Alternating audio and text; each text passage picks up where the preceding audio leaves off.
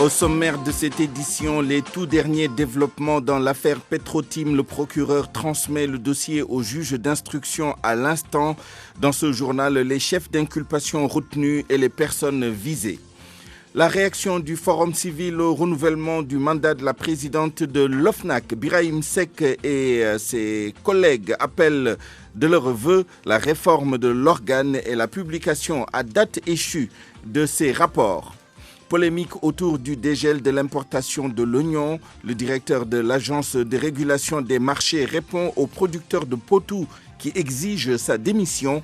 Amadou Abdoulsi persiste et signe et reçoit le soutien des commerçants et producteurs de Thiès. Pour les titres de l'actualité internationale, j'accueille Georges Déthié-Diop. Bonjour. Bonjour Souleymane. En Côte d'Ivoire, la nomination des représentants au sein de la nouvelle commission électorale se heurte au boycott d'une grande partie de l'opposition. Le PDCI et le FPI dénoncent une absence de consensus à un an de la présidentielle ivoirienne. En Centrafrique, les policiers sont en grève. Le syndicat des policiers de la Centrafrique dénonce la non-application des décrets visant leurs conditions de travail. Rendez-vous tout à l'heure pour le développement de tous ces titres, Georges. À présent, les titres du journal des sports. Avec vous, Youssouf Bodian, bonjour. Bonjour, Souleymane. Nous parlons basketball masculin avec l'équipe nationale qui est arrivée ce matin à Dongguan. C'est en Chine. Les Lions vont y disputer leur match de groupe à la Coupe du Monde. Le premier dimanche contre la Lituanie qui est parmi les favoris. Nous allons faire connaissance avec ces joueurs clés. Football, les phases nationales de la petite catégorie clôturées cet après-midi au stade Lamine Gueye de Kaolack. Kaolack qui se prépare à organiser une belle fête pour les moins de 17 et moins de 20 ans. Rendez-vous avec vous également pour le développement dans quelques minutes. Et puis, il y aura la revue de la presse qui sera signée par Pape Bess Diba. D'abord, les derniers développements dans l'enquête diligentée par le procureur de la République dans l'affaire de l'octroi des contrats pétroliers à Petro-Tim. Le chef du parquet de la République a reçu le rapport de la division des investigations criminelles. Il va saisir dans quelques minutes le juge d'instruction pour l'ouverture d'une information judiciaire. Quels sont les chefs d'inculpation retenus et les personnes visées? Nous avons les toutes dernières informations avec vous, Anna Rocha. Le procureur va transmettre dès aujourd'hui le dossier Petro-Tim au juge d'instruction. Il s'agit de l'enquête de la division des investigations criminelles avec en pièce jointe le rapport 2016 de l'OFNAC sur l'attribution des contrats pétroliers au Sénégal. Le procureur demande une poursuite contre X. Les charges retenues: association de malfaiteurs, détournement de deniers publics, escroquerie portant sur des deniers publics, concussion, corruption, fraude fiscale ou encore blanchiment de capitaux. Les témoins auditionnés à la division des investigations criminelles n'ont pas apporté les preuves nécessaires de leur accusation contre Aliou Sall, d'où la plainte contre X. Pour rappel, 26 personnes ont été entendues dans le cadre de cet appel à témoins lancé au lendemain de la diffusion d'un reportage de la BBC faisant état d'un scandale de près de 6 000 milliards de francs CFA. Cette procédure conduit donc la personne qui a la gestion de ce dossier à instruire à charge et à décharge, en l'occurrence le juge d'instruction. Et à ce stade, personne, ni même Aliou Sall, ne peut être déchargé de l'enquête selon des juristes. Pape Bess Diba. Après l'audition des témoins, place à une nouvelle procédure, l'information judiciaire. Il s'agit en réalité d'une autre appellation de l'enquête préliminaire conduite par la police ou la gendarmerie. L'information judiciaire est donc la phase précédant un jugement au cours de laquelle le juge saisi procède aux recherches et investigations qui permettent la manifestation de la vérité. Ainsi, il instruira à charge et à décharge pour aboutir soit à une ordonnance de renvoi devant une juridiction ou à un non-lieu. À ce stade de la procédure, il est vrai, c'est X qui est visé, mais personne n'est exclu. D'après donc les explications d'un juriste, Aliou Sall et Franck Timis ne sont pas du tout déchargés. Seule la fin de l'instruction pourra édifier cette instruction qui pourrait conduire à l'envoi de commissions rogatoires hors du pays. S'il se trouve d'ailleurs que le juge dispose d'éléments à charge contre Aliou Sall, une jonction pourrait devrait être faite avec la plainte des Abdoul Mbaye, Thierno Alassane Sall et Mamadou Lamine Diallo du CRD. Mais cette thèse est rejetée par un autre juriste qui explique que les infractions ne sont pas les mêmes. Le CRD a nommé Aliou Sall dans sa plainte alors que la procédure ouverte par le procureur ne visait personne. Il est 12h06. Le Forum civil se prononce sur la reconduction de Seynabou Ndiaye Diakhaté comme présidente de l'OFNAC, l'Office national de lutte contre la fraude et la corruption. Il demande une réforme de cet organe de contrôle et la publication de ses rapports. Le coordonnateur général du Forum civil, Ibrahim Seck, est interrogé par El Hadj Ndiogou Diène. Durant le premier mandat de Mme Seynabou Ndiaye Diakhaté, nous avons constaté une absence de stratégie d'influence allant dans le sens de porter des réformes conséquentes en matière de lutte contre la corruption.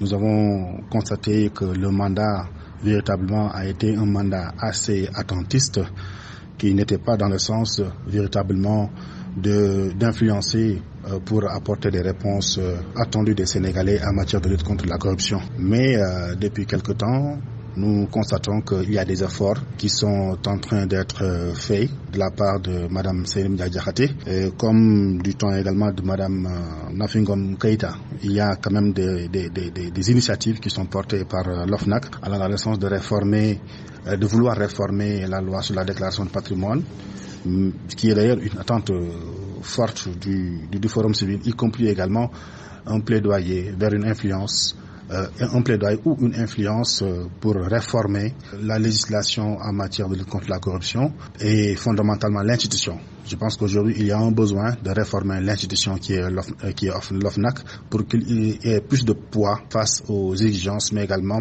aux besoins du moment. L'OFNAC également, nous attendons de l'OFNAC qu'il y ait une bonne stratégie de coordination pour l'adoption véritablement de la loi sur l'accès à l'information, mais aussi que l'OFNAC publie de façon effective ses rapports. Et puis cette dernière réaction sur la sortie du président de la République sur une possible grâce en faveur de Khalifa Ababacar Sall. Le président Macky Sall ne saurait accepter une pression des partisans de l'ex-maire de Dakar. C'est ce que dit le chargé de communication de Benno Bokk Yakaar. Pour Pape Mao Diouf, le pouvoir de grâce est une prérogative constitutionnelle du président de la République qui en use quand les conditions sont réunies. Il était l'invité de RFM Matin. Ça heurte ceux qui sont des partisans de Khalifa Sall, et ça peut se comprendre. Mais le président de la République, par les droits constitutionnels qui lui sont conférés, peut de façon discrétionnaire accorder ou pas, et selon sa seule appréciation. Ça, c'est la Constitution. La grâce à qui, en fait, il juge opportun de pouvoir le faire ou pas. Donc, il n'a fait que rappeler ça, tout en disant que c'est pas un sujet sur lequel il aimerait discuter en public. Quand il pensera que c'est opportun, il le fera. Maintenant, toute la polémique qui s'en est suivie, on peut le comprendre de la part des partisans de l'ancien maire de Dakar, mais il faut rappeler que la grâce ne peut pas être obtenue sur la base de pression. C'est pas possible. Sinon, ça n'aurait plus de sens et ça se viderait même de sa substance. Et il s'était engagé à lui accorder la grâce. Ah non.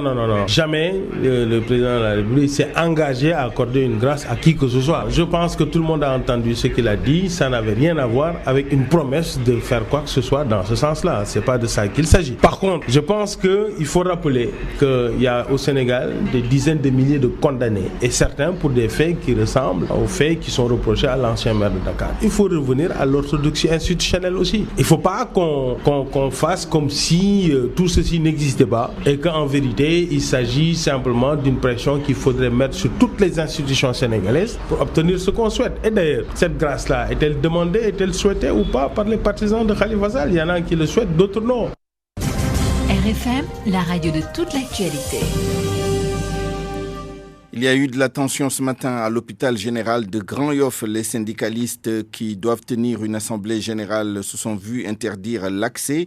Ce qu'ils dénoncent, ces syndicalistes accusent la direction de leur hôpital d'avoir recruté des gros bras Écoutons Chersek, le secrétaire général du syndicat démocratique des travailleurs de la santé et de l'action sociale au micro de Salimata Ao. C'est une situation extrêmement grave et dangereuse qui se passe actuellement au niveau de l'hôpital général de Grand-Yoff. Non seulement les gens, ils violent la loi, ils ont pris des mesures arbitraires parce qu'il y avait un groupe d'agents constitué de vigiles, pour certains qui ont fait presque 5 ans, 6 ans ou 7 ans. Certains même ont fait 10 ans ici. On a voulu leur jouer d'un rôle de gros bras, ce que les gens ont refusé. Ils en ont licencié 14. Plus grave encore, ils ont donné plus d'une cinquantaine ou d'une centaine de demandes d'explication. Ils ont non seulement sanctionné, mais ils ont fait des ponctions sur les émoluments des travailleurs. À la veille de la Tabaski, presque 60 000 francs. Plus grave encore, ils ont recruté 20 nervis qu'ils ont mis à l'hôpital. Et des gens sont armés. D'ailleurs, même, vous avez constaté par vous-même que ces gens-là avaient des couteaux par devers eux. Ils interdisent à tout le monde. Aujourd'hui, personne n'est en sécurité dans cet hôpital. Et la situation est en train de devenir extrêmement dangereuse et grave. On ne sait pas si on est dans un pays ou bien on est dans une jungle. Ce genre de choses-là, on n'aurait jamais pensé qu'on allait voir dans notre propre pays. C'est extrêmement grave et dangereux. Et nous craignons pour notre propre sécurité. Le ministère n'a qu'à prendre ses responsabilités, mais nous n'allons pas rester avec ces gens-là éternellement dans cet hôpital. Chersek du syndicat des travailleurs de la santé et de l'action sociale. Depuis la semaine dernière et ce jusqu'au 10 septembre prochain, les nouveaux bacheliers doivent s'inscrire dans les universités et autres établissements d'enseignement supérieur via la plateforme en ligne campusen.sn. La procédure qui paraît simple à première vue s'avère être un véritable parcours du combattant pour beaucoup. À Kolda, par exemple, la non-maîtrise de l'ordinateur et la mauvaise qualité de la connexion Internet ne sont pas les moindres des difficultés, mais les jeunes bacheliers peuvent compter sur la solidarité de leurs aînés et sur l'aide du Centre de recherche et d'essai de la région. Correspondance Abdoulaye Diallo.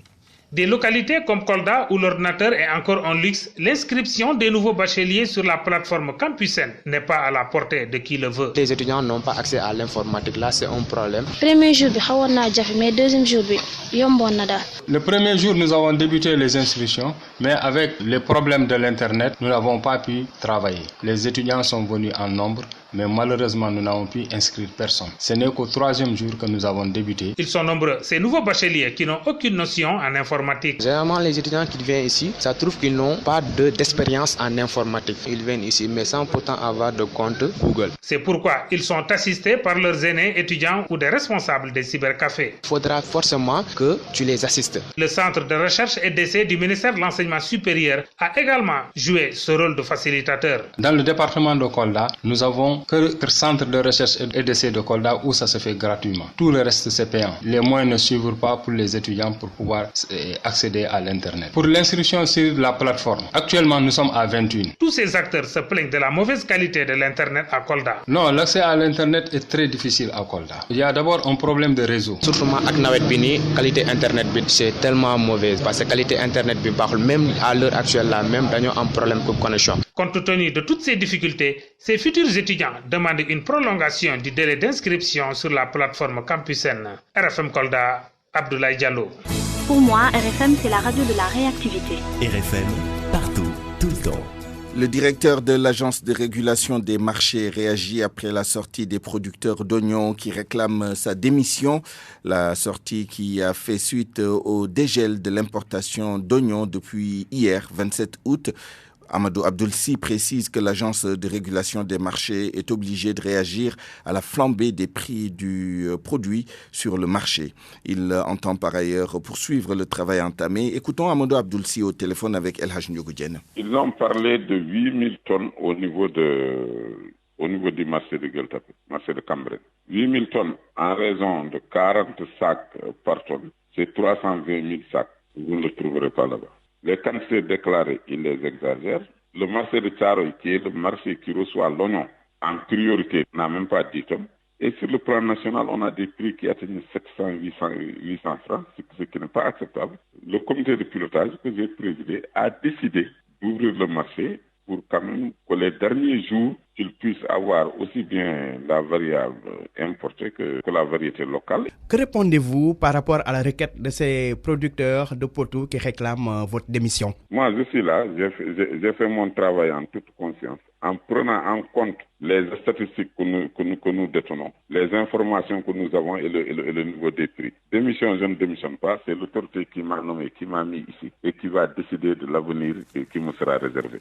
Dans le bras de fer qui l'oppose à une partie des producteurs d'oignons, le directeur de l'Agence de régulation des marchés peut compter sur le soutien actif des commerçants et producteurs de Thiès.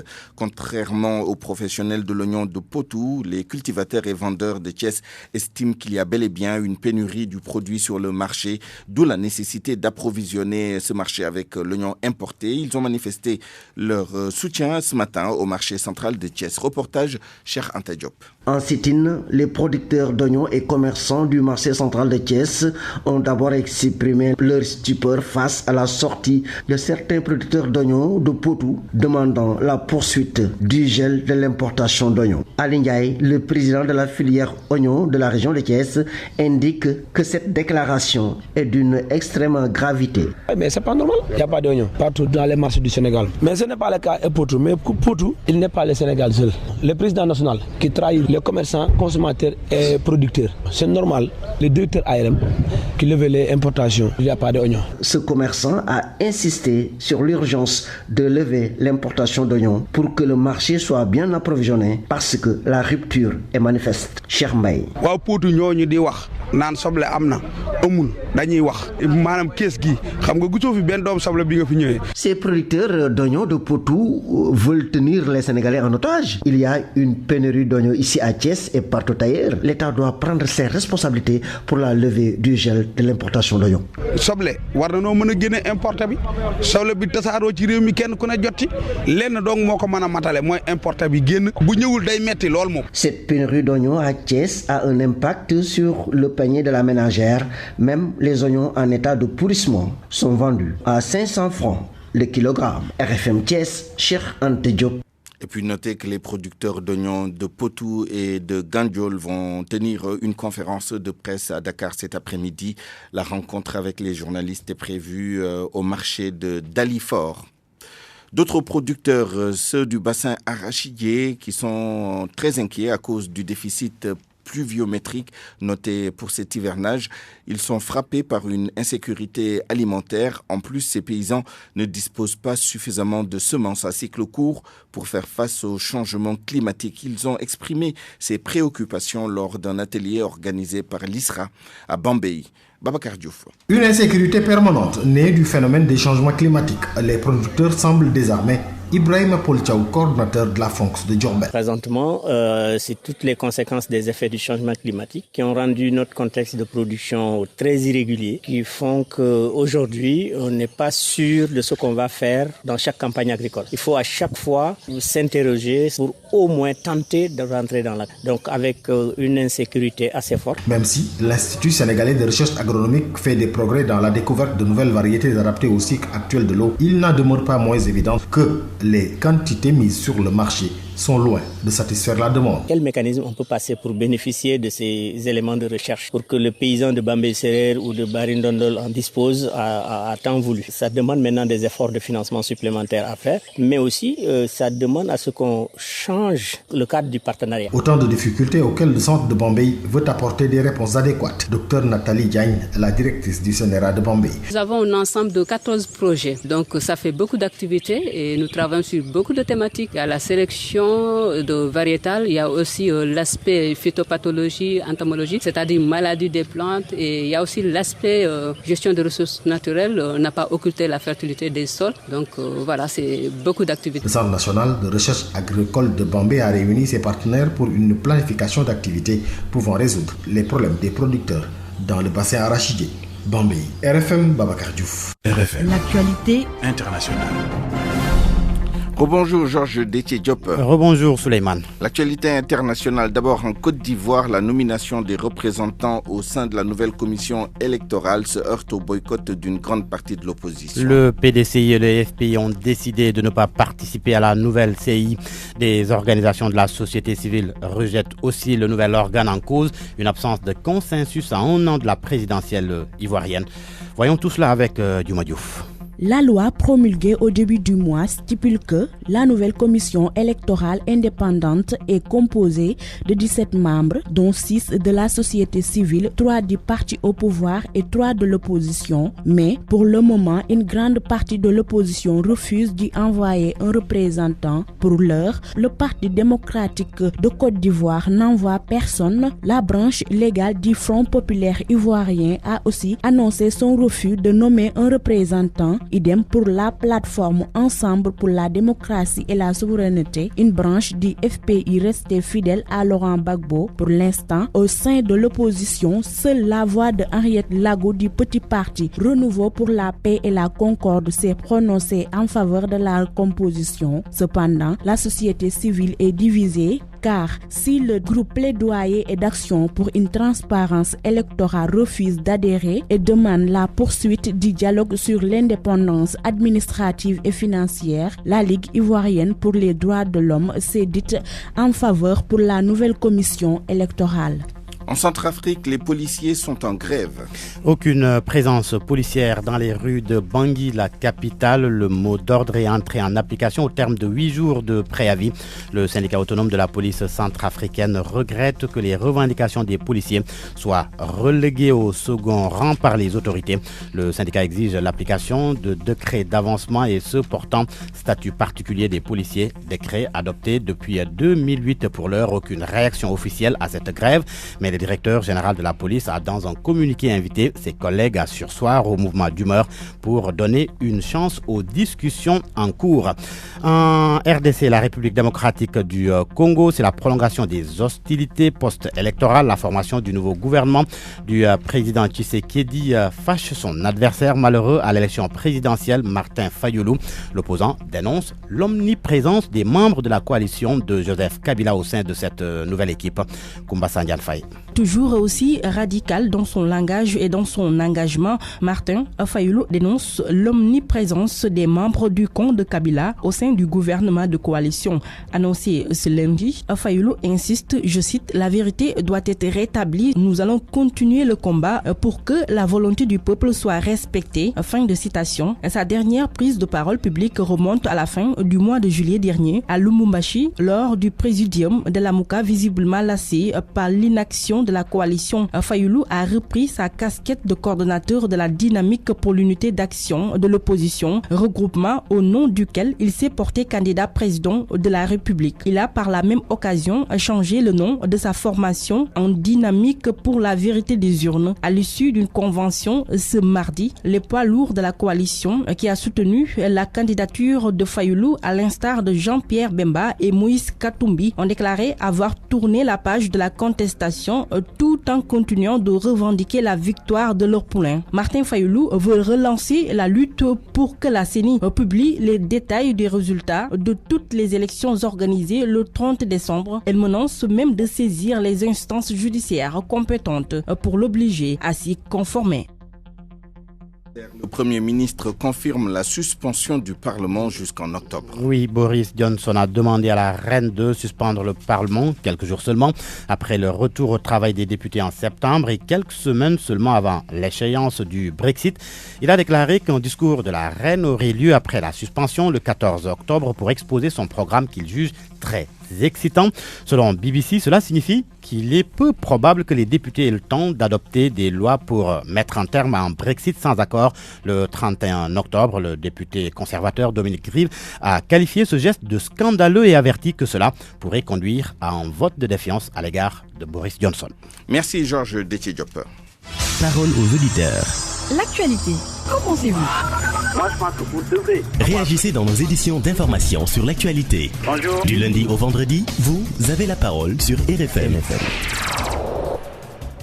Point de vue aujourd'hui sur la place du Sénégal dans la coopération internationale et dans les partenariats internationaux, ceci à la faveur de l'ouverture aujourd'hui de la conférence internationale de Tokyo sur la coopération entre le Japon et l'Afrique. Nous serons avec le professeur Chérif Salif Si, économiste, et avec l'économiste chercheur El Hadj Mansour Samb dans un instant. RFM Sport. Bonjour et bienvenue à Youssouf Bodian. Merci Suleiman. Le journal des sports, d'abord du basketball masculin. Les Lions sont arrivés à Dongguan ce matin. C'est en Chine, une ville de 8 millions d'habitants où le Sénégal va jouer ses matchs de poule de la Coupe du Monde. Premier match dimanche à 11h30 GMT sera face à la Lituanie qui avait terminé 4e au dernier championnat du monde. C'était en 2014 en Espagne. Solo Cham nous présente l'effectif de la Lituanie. Premier adversaire du Sénégal, la Lituanie a à son sein 2 joueurs NBA. Il s'agit de Jonas Valanciunas, l'homme fort au milieu de la raquette. Jonas joue avec beaucoup d'agressivité. Après une saison frustrante, au cours de laquelle il a été transféré de Toronto à Memphis, il espère avoir un impact important et mener cette jeune équipe à une médaille. L'autre joueur de la NBA, Domantas Sabonis, on le surnomme le jeune étalon. Il est très habile offensivement avec une bonne adresse. En dehors de ces joueurs de la NBA, la Lituanie a aussi des joueurs expérimentés comme Mantas Kalnietis. Il cherche toujours le tir ouvert et sa grande silhouette lui permet de regarder par-dessus des défenseurs plus courts. Il vient de terminer une saison réussie en France. L'ailier Jonas Masulis ou le vétéran est très adroit pour les tirs à 3 points. L'arrière Reynaldas Sebietus est un joueur très bon en pick and roll tant il est l'initiateur de l'attaque. C'est aussi un vétéran chevronné très intelligent. Mindogas Kuzmikas est un joueur offensif très habile. Il aime attaquer le cerceau pour des paniers faciles et des dunks principalement avec sa main droite. Paulius Jankunas, un ancien également. C'est un très bon tireur à 3 points. C'est quelqu'un sur qui l'entraîneur compte beaucoup, sur et en dehors du terrain. Le sélectionneur n'a pas oublié aussi l'excellent défenseur Arnas Butkevicius qui adore courir. Un bon joueur pour les rebonds offensifs. La Lituanie a disputé 9 matchs amicaux avec 6 victoires et 3 défaites en vue du mondial. En 2010, la Lituanie a terminé 3e et en 2014, les Lituaniens ont perdu la petite finale face à la France. Une équipe donc qui à chaque fois est parmi les 4 meilleurs des championnats du monde. Lituanie-Sénégal, c'est donc dimanche à 11h30. Les Lions qui ont bouclé hier leur préparation en Chine avec un match de préparation, 7 victoires contre la Jordanie. Au total, 3 victoires et 5 défaites en match de préparation pour les hommes de Moustapha Gueye qui vont également affronter l'Australie et le Canada à ces championnats du monde qui démarrent le 31 août en Chine. En football, les phases nationales de la petite catégorie seront clôturées cet après-midi. Les finales se jouent au stade Lamine Gueye de Kaolack en première heure. Chez les moins de 17 ans, la sélection de Kaolack va affronter celle de Thiès. Un match prévu donc à 16h. Et puis chez les moins de 20 ans, Thiès-Ziguinchor à 18h. Le comité d'organisation se prépare à organiser une belle fête du football en petite catégorie. Son président, qui est par ailleurs le président de la Ligue régionale de football de Kaolack, Tcherno Koso Djane, que je vous propose de suivre. Depuis presque 15 jours, on est à pied d'œuvre. Le comité local d'organisation qui est mis en place, appuyé par le comité national, travaille sans relâche pour faire de sorte que ce soir, qu'on puisse assister à une très belle finale. Il a fait que depuis que le tournoi a commencé, chaque jour après les évaluations d'étapes qu'on fait, plonger qui préparatif final, parce qu'on savait qu'on allait faire la finale. La fête sera belle parce que les affiches qui sont proposées pour les U17 Thiès-Kaolack et pour les U20 Thiès-Ziguinchor, c'est des affiches de rêve. C'est de belles sélections qui ont produit du beau football. Je pense que ce soir, ils sauront répondre présents et aux attentes du public qui sera là nombreux. Les écoles de football vont défiler. Je pense qu'il y aura un beau spectacle. Parce qu'à la fin, il n'y aura pas de perdant. C'est le football du Sénégal qui va gagner. Parce que l'objectif tournoi, c'est de faire la promotion du football des jeunes, de faire en même temps la détection pour préparer la relève. Je pense que c'est ça l'objectif principal du tournoi et je pense que c'est atteint. Tcherno Koso Djane, qui est le président de la Ligue régionale de football de Kaolack, qui accueille donc ces finales des phases nationales de la petite catégorie. Le président de la Fédération sénégalaise de football est donc annoncé à Kaolack cet après-midi. En Europe, suite des barrages de la Ligue des champions. Le club Bruges des Sénégalais Crépin Diatta, Amadou Sagna et Ousseynou Kavin Diagne affrontent les Autrichiens de Linz Ask à l'aller. Le club belge avait gagné par 1-0 hier. Pape Abdou Cissé et les Grecs de l'Olympiakos sont qualifiés après une victoire sur le FC Krasnodar 2-1. Et puis en France, pour terminer, suite de la 3e journée de Ligue 1, Lille-Saint-Etienne à 17h. L'autre match va opposer à 19h Nice à l'Olympique de Marseille.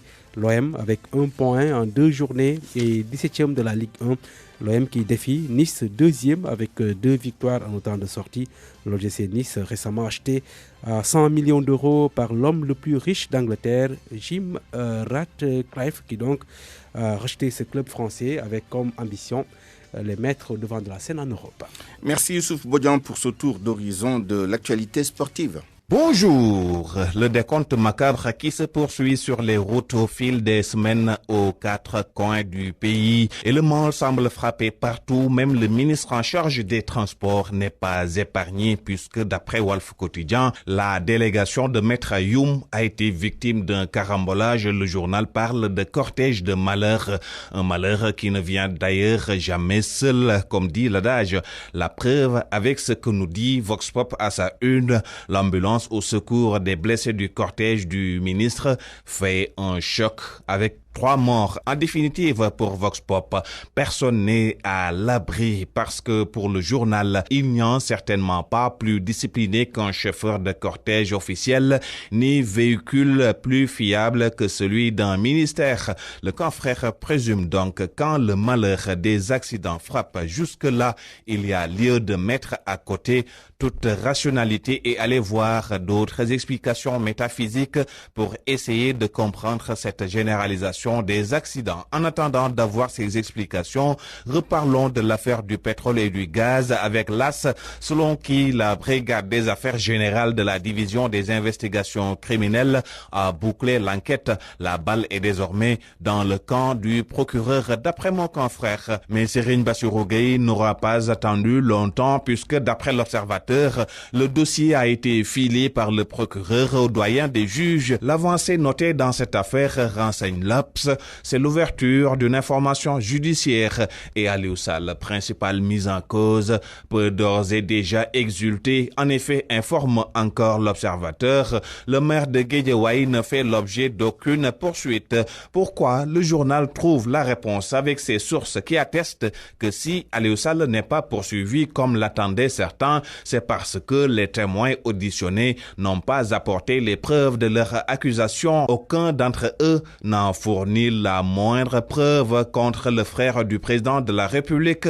Peut-être Abdoul Mbaye et compagnie regroupés dans le Congrès pour la Renaissance démocratique vont en apporter les preuves. Dans tous les cas, souligne le quotidien, le CRD dit ne pas comprendre l'immobilisme du doyen des juges depuis sa plainte contre Aliou Sall. Dans un communiqué repris par ce journal, Abdoul Mbaye, Thierno Alassane Sall, Mamadou Lamine Diallo, entre autres, informent avoir saisi d'une requête le doyen des juges Samba Sall pour l'inviter à se conformer à la loi, mais le doyen des juges pourra compter sur l'APR. Le parti présidentiel, dans le même journal, regrette une tentative d'induire l'opinion nationale et internationale en erreur en tentant de leur faire croire que le juge d'instruction ne se montre pas diligent. Tout autre chose avec le journal Source A qui fait cas d'une réorganisation des services de renseignement. Le pari risqué de Macky selon le journal, mais gagné quand on voit l'excellent travail réussi par la police, la gendarmerie et l'armée. Éducation avec l'année académique 2019-2020 qui ne démarre pas sous de meilleurs auspices. La cause, Sud Quotidien nous en parle à sa une. Les établissements privés qui avertissent l'État en exigeant l'épurement de la dette. Pour le journal, il y a une guerre des chiffres. L'État qui parle de 12 milliards, les privés en réclame 18. Terminons avec le journal Enquête qui nous plonge ce matin dans le couloir de la mort des hôpitaux sénégalais. Il s'agit d'un large dossier que nous propose le confrère en page 4, 5 et 6. Illustration du mal. Au Sénégal, écrit Enquête pour se faire consulter par un spécialiste. Il faut un rendez-vous sur 2, 3, 6 mois, voire 1 an. La cause, c'est que selon le journal, le pays manque cruellement de spécialistes, seulement 20 neurologues, alors qu'il en faut 102. Bonne lecture à toutes et à tous. À point de vue, nous prenons prétexte de l'ouverture aujourd'hui de la conférence internationale de Tokyo sur le développement de l'Afrique, la TICAD, pour parler des partenariats internationaux entre les grandes puissances et le continent africain, et plus particulièrement de la place du Sénégal dans ces partenariats. Et pour en parler, nous sommes en ligne avec le professeur Chérif Salif Sy, économiste. Professeur, bonjour. Oui, bonjour. Bonjour. Chérif Salif Sy, bonjour. Bonjour, j'entends très bien. Bonjour. Ah ben parfait, c'est nous qui ne vous entendions pas. Désolé pour ce petit incident technique. Nous vous entendons parfaitement maintenant. Et merci d'avoir répondu à notre invitation. Nous sommes également avec El Hadj Mansour Samb, économiste chercheur. Bonjour. Bonjour, ça va bien. Très bien. D'abord, professeur Chérif Salif Sy, avant de parler de la manière dont le Sénégal pourrait tirer son épingle du jeu dans ces nouveaux formats de coopération, qu'est-ce qui justifie, qu'est-ce qui explique cette ruée des grandes puissances vers l'Afrique, même si on peut ne pas avoir besoin de faire un dessin pour expliquer ça? Oui, merci beaucoup pour votre invitation. Je crois que effectivement, c'est ce que je lis un peu partout, même dans la presse internationale ou française. Les gens semblent oublier que l'ATICAD, c'est pas une affaire nouvelle. Le Japon n'est pas dans cette ruée. L'ATICAD existe depuis 1993. Elle est pas seulement le fait du seul Japon, mais c'est 5 groupes qui organisent l'ATICAD, la conférence internationale de Tokyo pour le développement de l'Afrique. Il y a le gouvernement du Japon, il y a la Commission de l'Union africaine, la Banque mondiale, le Programme des Nations unies pour le développement. Il y a la Banque mondiale, il y a la Coalition pour le développement de l'Afrique créée à l'époque sous l'égide de McNamara. Donc le Japon a son programme, il ne l'a pas aujourd'hui. L'ATICAD n'est pas seulement aligné comme une affaire récente face au sommet Afrique-Chine ou Afrique-Inde. C'est une vieille histoire. Tout simplement, depuis les années 80, le Japon est entré dans une crise extrêmement profonde. Et cette crise, elle perdure. Il y a des efforts de redressement. Mais imaginez, par exemple, vous avez un niveau d'endettement qui dépasse les 240%. C'est un grand problème. Et puis le Japon, pendant cette période, a choisi d'agir selon son tempérament, c'est-à-dire un pays qui avance dans sa coopération internationale, mais qui le fait très discrètement. Mais dans l'esprit, est-ce que ce format de partenariat et de coopération est différent de ce qui se fait entre l'Inde et l'Afrique, la Chine et l'Afrique, bientôt la Russie et l'Afrique? Il y a d'autres pays aussi, la Turquie même et l'Afrique. Les formats suivent le modèle japonais, on peut dire. Des réunions se tiennent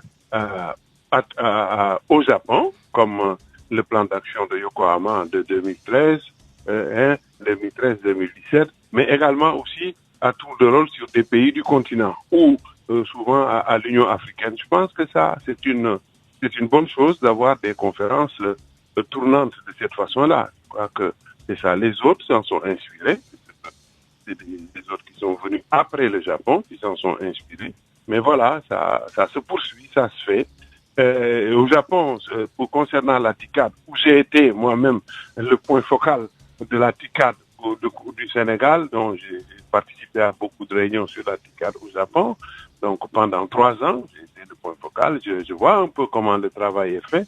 Et ce qui me plaît aussi beaucoup du côté japonais, c'est les bilans systématiques qui se font. Je crois que des bilans se font avec beaucoup de rigueur. Et malgré les difficultés dont j'ai parlé concernant le Japon, on voit que la TICAD fait son petit bout de chemin.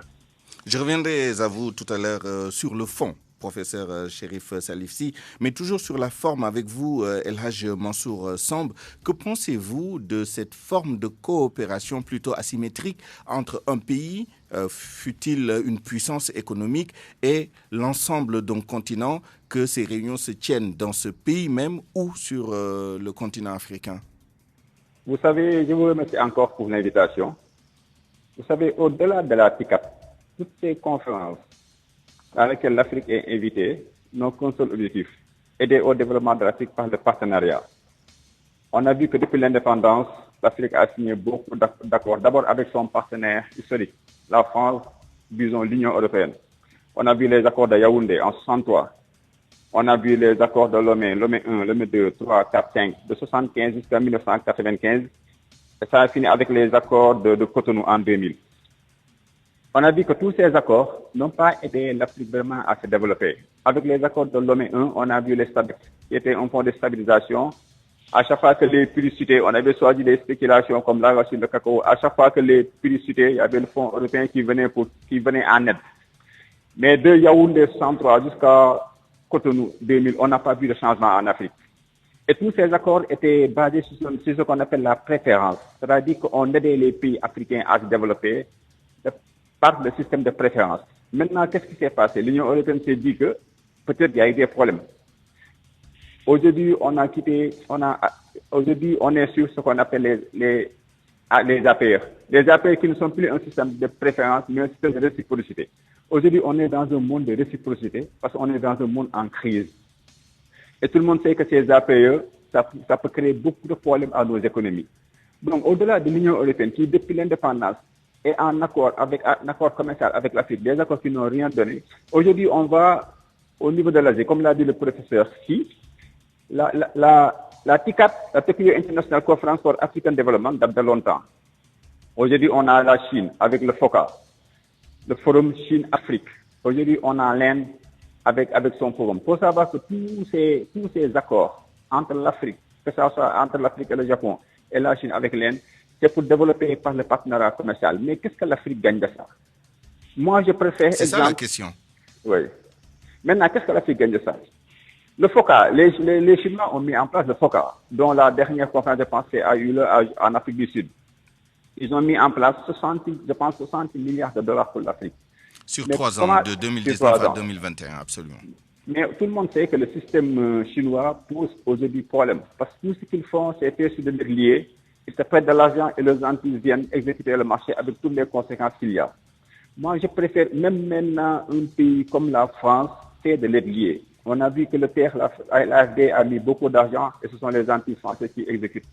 On a vu qu'avec le plus grand projet de la Senelec, qui est en train de dérouler en ce moment, qui s'occupe du transport et de la distribution, a été gagné par Vinci Energy avec de l'argent français. On a vu tous les autres ponts qui sont en train d'être conçus sur la VDN et partout a été gagné par une entreprise française, maquillée avec l'argent français.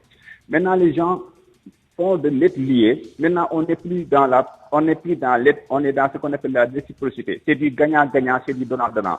Et ça va poser problème à des économies faibles telles que l'Afrique. Moi, j'aime le système japonais. Le Japon, à travers sa base technique et financière, qui est la JICA, japonaise International Cooperation Agency, la JICA nous aide beaucoup au niveau de l'autosuffisance alimentaire. Là, les programmes de la JICA ne sont pas visibles parce que les Japonais ne communiquent pas beaucoup, mais ils nous aident énormément. Les Japonais ne sont pas dans des dettes liées. Aujourd'hui, au-delà des Japonais, que ce soit les Chinois, que ce soit les Turcs, même l'Inde, ils sont tous dans des dettes liées. Tous les projets qu'ils nous amènent, c'est le propre argent et ce sont les entités qui viennent exécuter ça. À travers notamment des Exim Bank. C'est ça, les Exim Bank turcs, les Exim Bank chinoises et indiennes. C'est de l'exportation. Très bien. Tout. Et tout ça, c'est pas intéressant pour des économies en développement comme l'Afrique, pour des économies qui veulent se développer. Permettez-moi de relancer le professeur Cherif Salif Sy sur cette question de fond, puisque j'avais promis de revenir sur le fond. Professeur, sans entrer peut-être dans des détails trop techniques, comment vous segmenteriez le type de relation que l'Afrique établit avec ces pays? Vous avez dit tout le bien que vous pensez du modèle japonais déjà, mais le modèle chinois, par exemple, pose le problème de l'endettement excessif de nos économies, le problème indien de même. Alors, l'Allemagne et les États-Unis sont plutôt dans des coopérations basées sur des valeurs, notamment la bonne gouvernance, le respect des droits, etc. Comment l'Afrique peut tirer son épingle du jeu de cet ensemble de propositions? D'abord, je salue la belle intervention de mon jeune frère. Je crois que ces clarifications sont utiles. Mais se focaliser sur l'endettement probable avec l'intervention de la Chine en Afrique, ça, c'est des propos de Français ou d'Occidentaux qui font tout pour barrer la route à la Chine. Ce qu'ils nous donnent, la situation d'endettement dont ces partenaires traditionnels nous mettent avec les institutions économiques et financières du monde est beaucoup plus préoccupante. Et ce qui est grave, c'est que chaque fois que leurs missions descendent dans leur pays, c'est des satisfaits par-ci, c'est des satisfaits par-là. Je crois que la menace de l'endettement doit interpeller les gouvernements du point de vue de leur responsabilité. Je crois que c'est ça. Et ce n'est pas la Chine qui nous endette, les Occidentaux. On cherche toujours une cible. Mais c'est de la responsabilité des Africains d'emprunter dans des conditions qui leur permettent de rembourser aussi bien les intérêts que la dette. Je crois que ça, c'est fondamental. Pour revenir sur, vous dites dans le fond, sur l'ATICAD, il n'y a pas en soi un protocole de coopération qui donne satisfaction en tant que tel. Je crois que ça dépend des rapports de force. Même si vous êtes un pays receveur, mais il faut avoir l'habitude de dire ce qu'on veut, de le préciser. Capacité de négociation, absolument. Voilà. Et, en plus de l'ATICAD, moi-même, j'ai été à l'Union africaine dans le groupe qui préparait les États face aux BRICS. Mais le malheur, c'est que l'Afrique pose rarement des conditions et dit rarement ce qu'elle veut.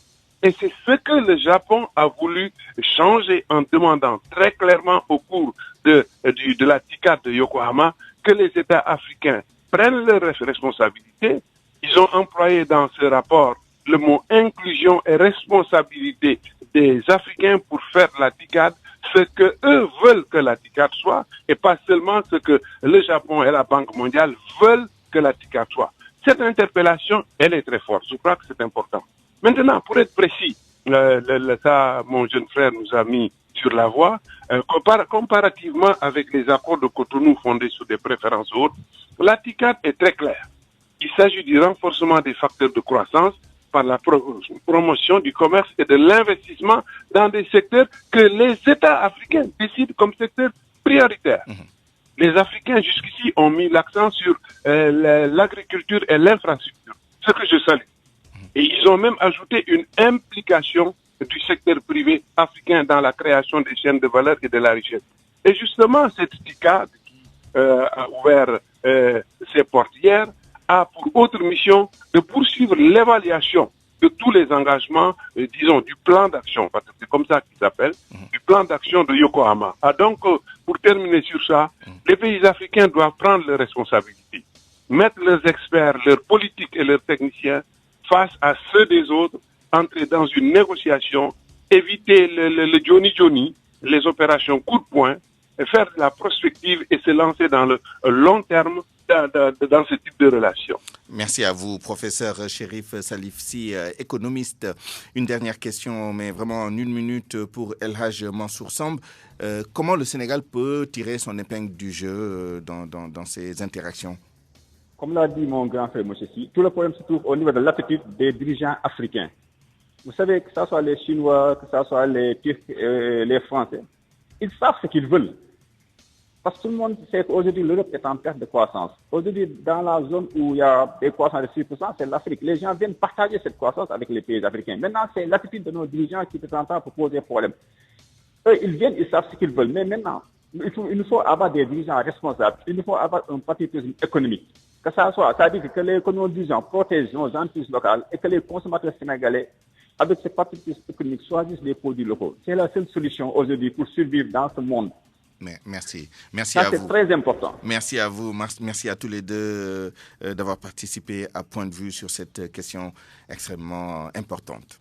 C'est la fin de ce grand journal. Merci à vous de l'avoir suivi. Je remercie l'équipe qui l'a réalisé. El Hadj Ndiogou Diène pour la coordination, Abdoulaye Diop pour la mise en onde et toute la rédaction à Dakar et dans les régions. Restez avec la RFM.